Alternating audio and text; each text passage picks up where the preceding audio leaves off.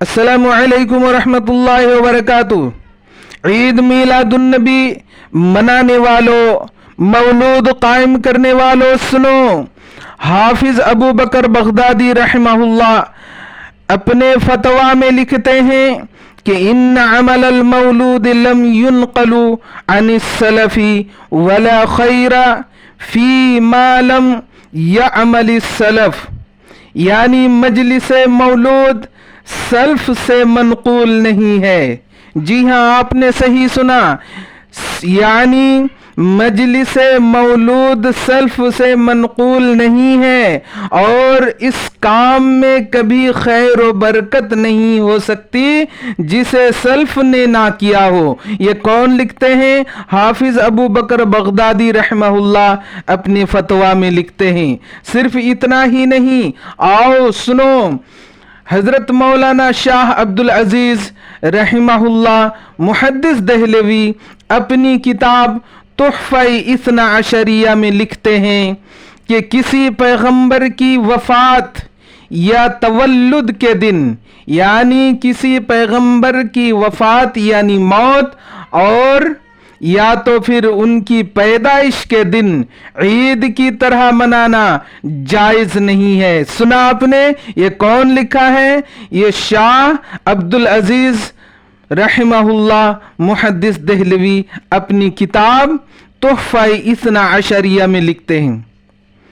اسی طرح علماء متاخرین میں سے مولانا رشید احمد گنگوہی رحمہ اللہ فتوائے مولود عروس میں لکھتے ہیں کہ ایسی مجلس ناجائز اور اس میں شریک ہونا گناہ ہے، اور مولود قائم کرنا اور اس میں حاضر ہونا اور پھر حاضر ہو کر اللہ کے رسول کو حاضر ناظر سمجھ کر کھڑے ہو جانا کفر ہے، اور ایسی مجلس میں جانا ناجائز ہے۔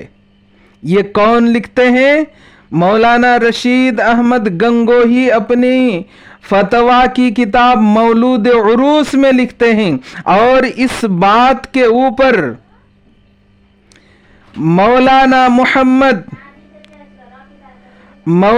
محمد ناظر صاحب دیوبندی، مولانا محمود صاحب دیوبندی، مولانا محمد عبد الحق صاحب دیوبندی وغیرہ کے دستخط ہیں۔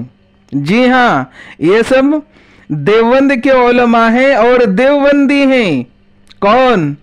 مولانا محمود صاحب دیوبندی، مولانا محمد ناظر صاحب دیوبندی، اور مولانا محمد عبد الخالق صاحب دیوبندی وغیرہ کے سب اس بات کے اوپر ان کا دستخط ہے۔ تو سمجھ میں آئی بات؟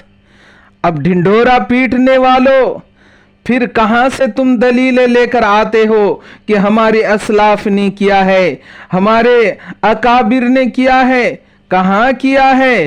تمہارے ہی جس کی تم ڈھنڈورا پیٹتے ہو انہی کے حوالے سے میں تمہیں یہ سنا رہا ہوں۔ لہذا اللہ کے واسطے مولود چھوڑ دو، اللہ کے واسطے عید میلاد النبی چھوڑ دو، اور اللہ کے رسول صلی اللہ علیہ وسلم جس چیز کا حکم دیے ہیں اس چیز کو اپناؤ۔ من احب سنتی فقد احبنی، جس نے میری سنت سے محبت کی اس نے مجھ سے محبت کی، اور جس نے ومن احبنی کان معی فی الجنہ، اور جس نے مجھ سے محبت کی وہ میرے ساتھ جنت میں ہوگا۔ تو اس حدیث کے اوپر عمل کرتے ہوئے لہٰذا ان کی جو سنتیں ہیں، جو سنن ہیں، جو انہوں نے حکم دیا ہے، ان باتوں کے اوپر عمل کرنے کی کوشش کرو، اور یہ سب فالتو کی باتیں اور اس طرح کی عریانیت اور اس طرح کی ضلالت اور گمراہی سے باز آ جائیں۔ اللہ کے واسطے بس میں تمہیں اس بات کی دعوت دیتا ہوں کہ یہ سب ضلالت اور گمراہی چھوڑو اور اللہ اور ان کے رسول کے فرمان پر آ جاؤ۔ اللہ تعالیٰ سے دعا گو ہوں کہ اللہ تعالیٰ ان تمام حضرات کو ہدایت نصیب فرمائے جو صحیح راستے سے بھٹک کر گمراہ ہو چکے ہیں۔ یا اللہ تو ہماری دعاؤں کو اپنے فضل کرم سے قبول فرما، آمین، تقبل یا رب العالمین۔